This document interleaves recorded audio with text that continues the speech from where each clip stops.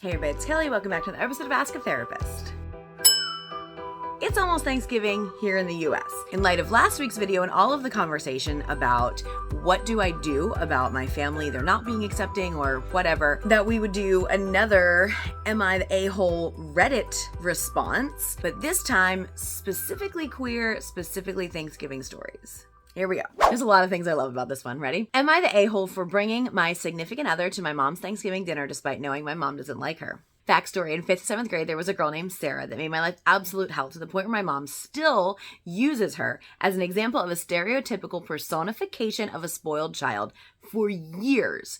Needless to say, my family hated her, and about 5 months ago, I moved back to my hometown. I wanted to live near my dad, who was getting pretty old, and I wanted to help him and my mom out. Then by coincidence, I ran into Sarah at an event. We started talking about school and other things, and now she's a med school grad and has done really well for herself, and she apologized for everything that happened back then. We basically laughed at the dumb and cringeworthy middle school drama, and we ended up spending a night together, and after some time, I took her out on a proper date. It was amazing, and needless to say, I'm really happy and into her, but I can't say the same for my mom. My mom's been calling her a snake and making snarky remarks whenever I bring her up, saying that people don't change, she's gonna double cross me eventually, and I just have to wait and see. I got into an argument with my mom over this because no matter how much I tell her that I'm happy in this new relationship, she keeps doing it, and it was starting to piss me off. One time I went out to dinner with my parents, and my mom said that I should be with one of my more attractive friends, and that I hadn't given any of the other girls in my hometown a real chance, so I wouldn't know what was out there.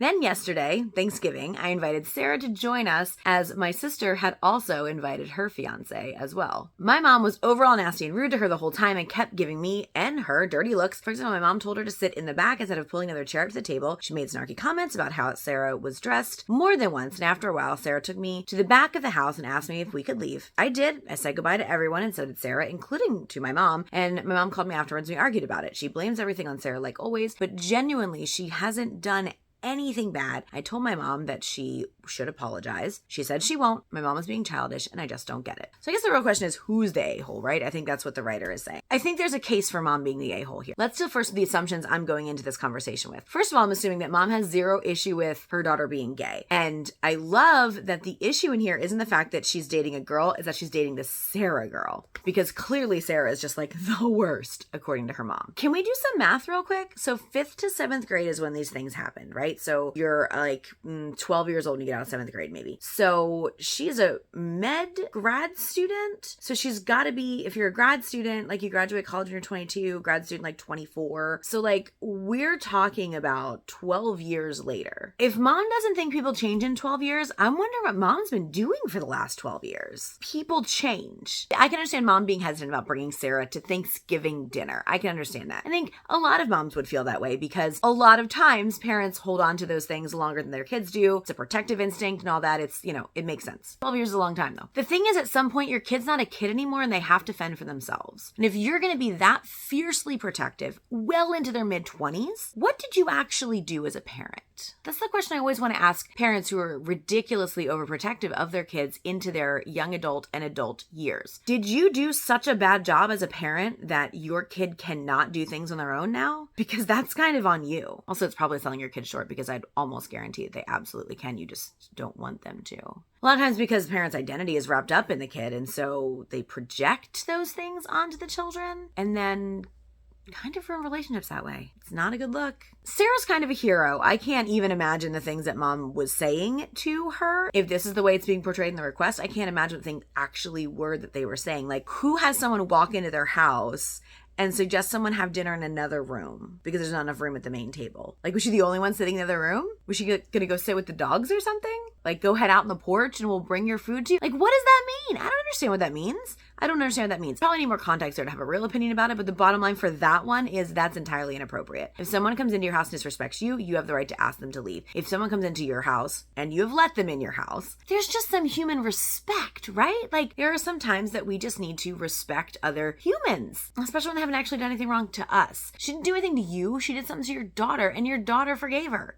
So chill out, mom. Daughter, not the a-hole. Let's talk about your relationship with Sarah a little bit, okay? I'm bothered by the fact that you brought Sarah to Thanksgiving in order to piss off your mom, because that's what it sounds like. She was very clear that she didn't like her, and that was not okay. If you and Sarah are together and you want to spend Thanksgiving with Sarah and you want it to be at your house, like genuinely want it to be there, then you have a conversation with mom ahead of time and say, this is what's acceptable and this is what's not. You don't just bring Sarah and expose her to that. That's not fair. Maybe I'm mending. Maybe that part, you're a little bit of the a-hole. I'm assuming you didn't do those things, otherwise you probably would have said in the letter. So, a couple of a-holes in the situation. All this could be settled by better communication. Another Thanksgiving one. Am I the a-hole for telling my parents that I'd be staying upstairs at Thanksgiving if certain bigoted family members were there? I'm a 22-year-old male, and I recently told my parents, even though I'm off for Thanksgiving, I wouldn't be interested in joining the family for Thanksgiving if certain family members were there, because they believe that being gay is a crime against nature. You know, that sort of super Christian, the whole shebang, mainly because I'm gay. To try to keep it short, my parents told me the family members still unconditionally loved me, to which I responded, they can keep their unconditional love. I'd like to see them love me through their actions and beliefs. My parents think I'm being completely unreasonable. My mother even went so far as to compare it to how some people avoided interacting with Black people during the civil rights movement. This really hurt my feelings because the way that I view it is the complete opposite of that. I feel like I'm trying to stay away from those kinds of people, not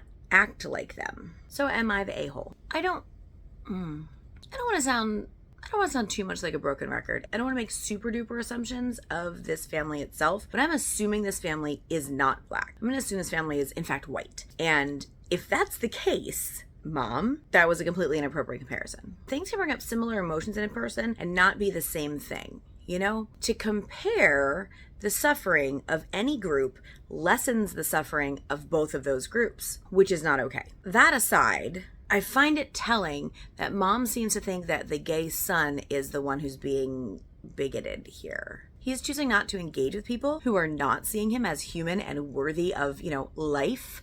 And she's telling him to suck it up and quit avoiding people you don't like. So who's telling them that? You've heard me say this enough times. This is not going to surprise you. I do not think that blood necessarily makes family. If you have family that does not act like family should to you, they do not have to continue to be called family. It is that simple. So if you've got family members that are coming to your home for Thanksgiving, for a holiday, for anything, and they are not willing to, at the very least, put that information that they think they need to share aside and treat your son like a human and maybe just not talk about that for a night. Why are you letting them in your house? It's not unconditional love when you have to say, I love you, but. That's not unconditional. The but makes it conditional. Because in that situation, while it might not deplete their love for him, the but is they have to make their point known. That's not unconditional. That's a condition. I love you if you listen to my point. Well, I don't want to listen to your point. Maybe I don't want to listen to you tell me again what the rest of the world has been telling me on unfounded information, on scientifically inaccurate information, that anyone in the queer community is unnatural. If you're still making that argument in 2022, you need some education. You just do. You need some education. Is the son the a-hole? No, I do not think he is. He's setting up boundaries. He's telling his mom what he will and won't do. He is not engaging in family discussions that he doesn't want to or need to engage in. He is not the a-hole here. He is, however, living with people who are not interested in this moment in time in getting his perspective. And because of that, he's got some choices to make. I don't know what those choices look like or what you end up doing with that, but you should not ever be forced into that kind of a situation with people who do not believe that your existence is real. The idea of the statement that someone would ever make that who he is a crime against nature, like, there aren't adequate words to explain how derogatory and backwards and frankly unfounded that statement even is. Those family members need an education.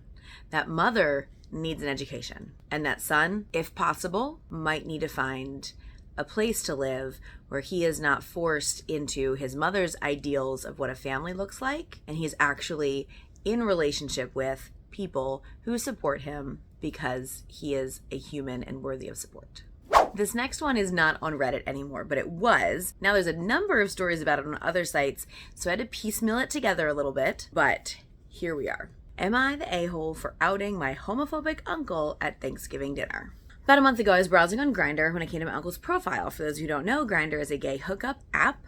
I opened it and screenshotted his profile with all of his pictures and immediately blocked him. I had no idea what I was going to do with this information, so I just kept the screenshots. Sure, because you keep receipts when you find a homophobe on a gay app. He started going down a homophobic rant at Thanksgiving dinner, although not about me specifically. I asked him to please stop, but he continued to argue and told me that what I'm doing goes against the Bible and that I'm going to hell. At one point, he told me to shut up, and I was at my wit's end. In a fit of momentary rage, I pulled out my phone with the screenshots and asked him to explain what this is. His face suddenly turned pale, his wife started crying, and they left immediately after. My uncle's now getting divorced. My parents are mad at me because his children will now grow up without a stable family because of the OP's actions. I snapped back at them, reminding them it was him who backed me into a corner, and I had no other choice. They also demanded I stop using Grindr, so I lied and told them that I'm not using it anymore. Am I the a-hole? Okay, my first response is I would have liked to be at that dinner. My second response is something that I struggle with a lot. When is it okay for someone who is a member of the queer community to out someone else? Because I always come back to never. When you hold privileged information about someone, even if you got that information by nefarious means, for you to out someone is to take away their choice of being who they are. That said, that was exactly what the uncle was trying to do to OP, was take away his choice in being who he is. Was OP backed into a corner? Maybe. I don't know about you guys, I take a lot of screenshots on my phone. To be able to whip out the phone and bring out the screenshots right away mean you were ready for it. If you've got a weapon and you load it and go into an interaction, your accidental using of the weapon has a lot less of an accidental ring to it. To take away someone's choice of when they tell people who they are and how they do it is egregious, in my opinion. No matter what he's done, it's still his information. Fight with him if you want to from your end. You have that absolute right. He does not have the right to say this kind of stuff about you at all. He just doesn't. But to then out him, the disrespect for the entirety of the community, it's staggering. Right? You can't continue to be that mad or as mad about what someone's done when you've also stooped to their level. Then you have to look at yourself and think, okay, why did I do that? And then typically I'd challenge someone to find some empathy for the person. Do you really want to have empathy for this guy? I sure don't. If you have this information about somebody, weaponizing it is weaponizing our community. And that's not okay. The other part of not okay, obviously, is the uncle. Your self-loathing is harming your family. And you don't seem to care. You don't seem to care. The amount of self-loathing that you are exhibiting in order to come into someone's house and berate their child, your nephew, for exactly what you're doing because you hate yourself so much, you need to seek therapy. I could probably give you some names. Finally, I would like to address the parents, because being mad at the son and not being mad at the uncle for the things the uncle did and the fact the uncle was lying and the fact that the uncle was cheating on his wife, but blaming the son for the kids not growing up in a stable family is the most bizarre way I've heard for people to avoid any kind of blame. Like, they weren't growing up in a stable family anyway. Their dad was cheating on their mom and lying about it and doubling down on this homophobic nonsense in order to hide that altogether. That's a stable, healthy family? Trying to hide that kind of stuff from a spouse, from your kids, from yourself, from the world. It's 2022. It's time to stop that. Okay, this one was just emailed to me after my last Reddit story, so this is another Am I the A-hole, but I'm not going to put anything up here. We're going to keep this as confidential as possible because of what I'm about to say. Basically, I got asked, am I the a-hole for not attending Thanksgiving dinner because my parents will not allow my sister to bring her girlfriend? Okay, so some details that are not included in that very specific question. sister is okay with brother, as it turns out, brother going to Thanksgiving dinner. Sister is not going to go because girlfriend can't go. Brother is refusing to go because sister can't bring girlfriend. And I can tell by the way the email is written that the brother feels very empowered and almost sort of like straight savior-like, coming in and standing up for sister, which is good for sister, like people standing up and taking her side and helping her to remember that she is very much allowed to date whoever the hell she wants to date. That's awesome. However, I'm going to go ahead and say the brother is a bit of an a-hole here. Yeah. I don't know how to tell you to stay out of it in a nice way, so I'm just going to tell you that. Everyone involved is an adult, by the way. I feel like I need to say that. The sister has said, go to dinner because she does not want the drama. And instead, you are deciding to not go to dinner in order to incite drama. I feel like in that situation, the nice thing you can do for the sister is go to dinner. That's the way you stand up for her, is you do what she wants. Her power is being removed in this situation. Her power to have ownership over her own life, to love who she loves, and to bring them around her own family. Think about the relationship that your sister's in right now. They're going to be sort of picking through this for a long time. You don't just forget that your significant other's family refused to allow you to a holiday dinner. That's not something you just like cruise on past, you know? And so by making it about you, by making it your fight to fight and not hers, you are actually taking her power away because she's trying to exert power and make the situation what she needs it to be. And you're saying out of support for her, you're not going to do what she's asking. That's not very supportive then. That's not helpful. So caveat, if sister does not actually feel this way and wants brother to stay home, but is telling him not to stay home, that's on the sister. Because in this situation, it can be very dramatic and it can feel very icky. And you can maybe want people to stand up for you, but you've got somebody standing up for you here. And if you're telling them not to, then they need to not. And you need to be okay with things you're saying. We need to say what we mean.